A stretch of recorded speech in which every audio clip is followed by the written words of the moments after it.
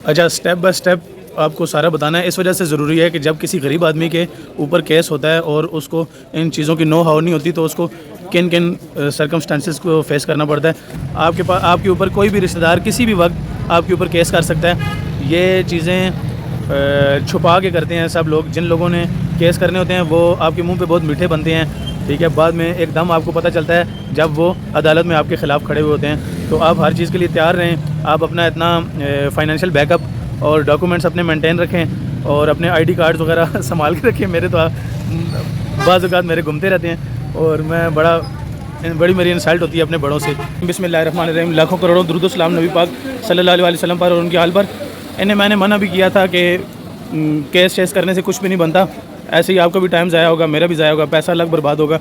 लेकिन उन्होंने केस कर दिया और मुझे ये भी, मैं अदालत आया हूँ और मुझे अभी इधर धक्के खाने पड़ रहे हैं। ये आप देखें चैम्बर्स के नाम लिखे हुए हैं। लोग नौकरियों और कारोबारों में तरक्कियां कर रहे हैं और मुझे इधर रिवर्स गियर लगा हुआ है। और ये मुख्तलिफ वकीलों के चैम्बर्स के नाम लिखे हुए हैं और आगे जज साहब के कमरे में मैं अभी जा रहा हूँ। तो उधर देखते हैं क्या प्रोसीडिंग्स होती हैं।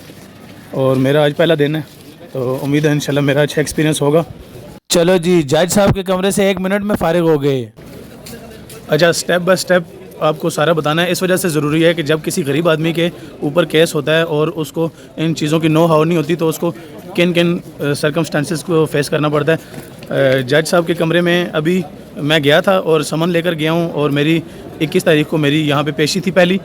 और फर्स्ट डे सिर्फ अटेंडेंस का होता है और यहाँ पे आके अपनी अटेंडेंस शो करनी पड़ती है, अपनी प्रेजेंस शो करनी पड़ती है कि मैं केस को प्रोसीड करने के लिए तैयार हूँ और मैं हाज़िर हो गया हूँ। तो मेरा उधर सिर्फ उन्होंने एक अंगूठा लगाया और मैंने रीडर साहब को बताया कि मेरे पास मैं एक्सपेंसेस नहीं मीट कर सकता।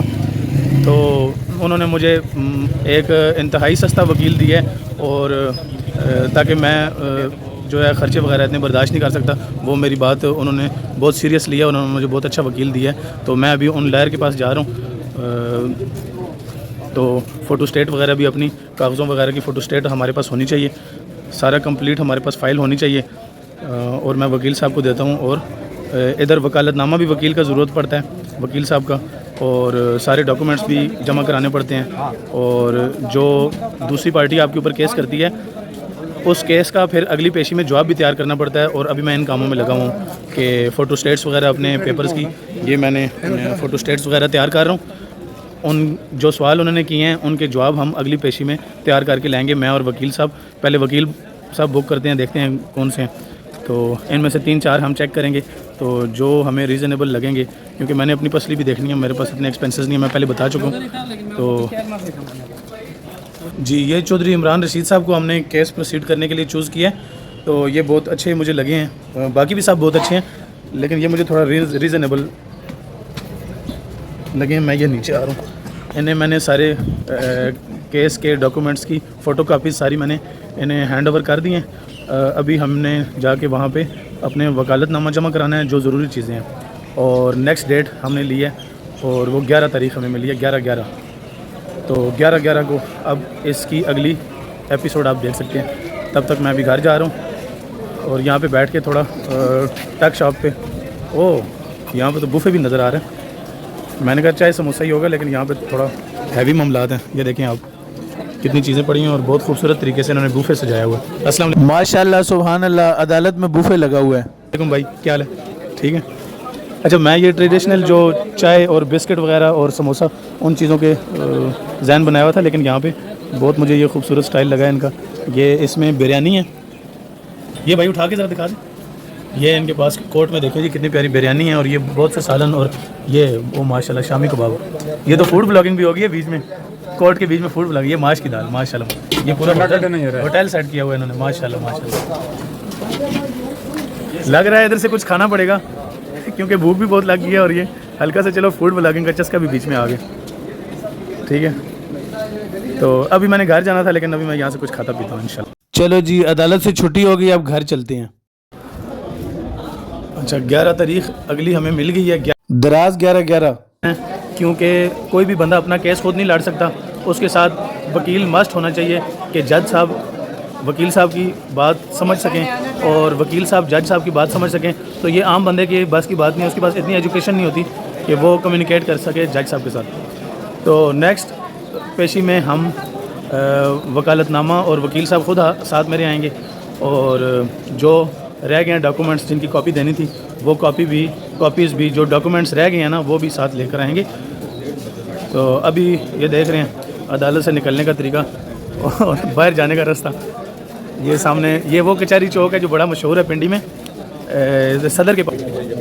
अच्छा, यहाँ पे इसको थोड़ा कॉन्फिडेंशियल भी रखना ज़रूरी है क्योंकि जगह जगह पे आपको मना करते हैं कि यहाँ पे कैमरा ऑन नहीं करना।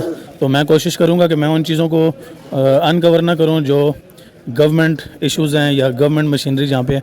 तो मैं सिर्फ यहाँ पे बाहर की व्लॉगिंग करूँगा, वही चीज़ें मेरे तो अल्हम्दुलिल्लाह मैं लकी समझ रहा हूँ अपने आप को कि मुझे इतने अच्छे वकील साहब मिले हैं और इतने अच्छे जज मिले हैं और उन्होंने मेरी बात सुनी है। बल्कि पहले दिन तो कोई पेशी वगैरह नहीं होती, सिर्फ उधर हाज़िरी लगती है, आपको बताया। लेकिन मेरी साहब ने बात बहुत अच्छे से सुनी है और यहाँ का अमला बहुत ज़्यादा ज़बरदस्त है माशाल्लाह। तो ये आप देख रहे हैं, मैं व्लॉग को लंबा नहीं करना चाह रहा, लेकिन मैं आपको बताऊँ कि ये एग्जैक्टली कौन सी लोकेशन है। कचहरी चौक, ये मैं अभी अदालत से बाहर निकलने लगा हूँ, ठीक है। अभी आपको थोड़ा सा अंदाज़ा होगा कि ये कचहरी चौक कौन सी जगह है, ठीक है। यहाँ पे मैंने अपनी बाइक पार्क की हुई है, ये बाहर रोड पे आपको अंदाज़ा होगा कि ये कचहरी चौक कौन सी जगह है। अब व्यूअर्स आपको पता चला, मुझे तो बहुत अच्छी तरह पता चला इधर आके कि फ़ोटो स्टेट वाला किधर है, ठीक है, जज साहब का कमरा कौन सा है, वकील साहब का कौन सा है और खाने पीने का किधर है। मुझे तो पहले दिन, क्योंकि मैंने आपको बताया मैं एक्साइटेड हूँ, मेरा फ़र्स्ट टाइम यहाँ पे एक्सपीरियंस हो रहा है। तो ये देखें बड़े बड़े बोर्ड लगे हुए हैं कचहरी चौक में, एडवर्टाइजमेंट बोर्ड्स मुख्तलिफ़ कंपनियों ने लगाए हुए हैं। ये बाहर से कचहरी ऐसे नज़र आती है ना, जो लोग यहाँ से गुजरते रहते हैं उनको पता है कि कचहरी बाहर से ऐसे नज़र आती है। ये बड़ा बड़ा बिल बोर्ड और ये मस्जिद है, इसके साथ आगे कहीं पता नहीं GPO है और डाकखाना है और बहुत सी चीज़ें हैं इधर। तो मैं अब जाता हूँ अपने बाइक की तरफ और वहाँ से घर जाते हैं। तो मैंने खाना अभी इधर नहीं खाया क्योंकि कॉल आई है, घर भी खाना तैयार है, तो मैं यहाँ पे ज़्यादा टाइम ज़ाया नहीं करता। अब मैं व्लॉगिंग के चक्कर में कुछ चीज़ें भूल भी गया हूँ, तो मुझे बाद में याद आएंगी। कहीं पे कोई टोपी भूल गया, ग्लासेस भूल गया, कोई चाबियाँ भूल गया, या पेपर तो मेरे हाथ में है, लेकिन जो चीज़ें भूल गया वो अब मुझे नुकसान होगा व्लॉगिंग की वजह से। लेकिन ये काम भी साथ साथ करना ज़रूरी है, साथ साथ आपको गाइड भी करना ज़रूरी है कि आपको ये चीज़ें कभी भी फेस करनी पड़ सकती हैं, आपको कभी भी यहाँ पर आके धिक्के खाने पड़ सकते हैं। तो आप इस चीज़ के लिए मेंटली तैयार हों। आपके ऊपर कोई भी रिश्तेदार किसी भी वक्त आपके ऊपर केस कर सकता है। ये चीज़ें छुपा के करते हैं सब लोग। जिन लोगों ने केस करने होते हैं वो आपके मुंह पे बहुत मीठे बनते हैं, ठीक है। बाद में एकदम आपको पता चलता है जब वो अदालत में आपके ख़िलाफ़ खड़े हुए होते हैं। तो आप हर चीज़ के लिए तैयार रहें। आप अपना इतना फाइनेंशियल बैकअप और डॉक्यूमेंट्स अपने मेंटेन रखें और अपने ID कार्ड्स वगैरह संभाल के रखें। मेरे तो बाज़ औक़ात मेरे घूमते रहते हैं और मैं बड़ी मेरी इंसल्ट होती है अपने बड़ों से इन चीज़ों को लेकर के, ID कार्ड्स और डॉक्यूमेंट्स वगैरह। तो ज़्यादा मेरा ध्यान जो है ना इन शरारतों वगैरह में ही होता है। तो ये जो मैं ब्लॉगिंग कर रहा हूँ इससे भी बहुत तंग है मेरे रिश्तेदार, सारे कह रहे हैं यार ये काम ना करो। तो मुझे 45 साल बाद आज जलील होना पड़ रहा है अदालत में। तो फिर भी अल्लाह ताला ने कोई करम किया है कि कोई और वे आउट अल्हम्दुलिल्लाह निकल रहा है। अगर अल्लाह ताला ने मदद की तो केस इंशाल्लाह मैं ही जीतूँगा और मुझे तो लग रहा है ये केस बहुत ज़्यादा लंबा चलेगा।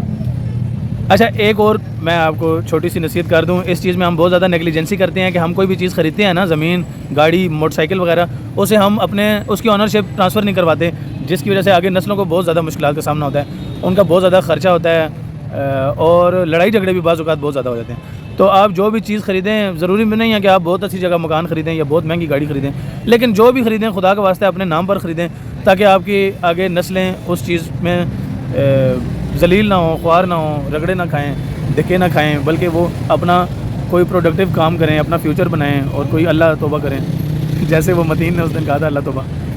ठीक है जी, मैं बाइक के पास आ गया हूँ, मैं भी ख़त्म करने लगा। अल्लाह हाफ़िज़।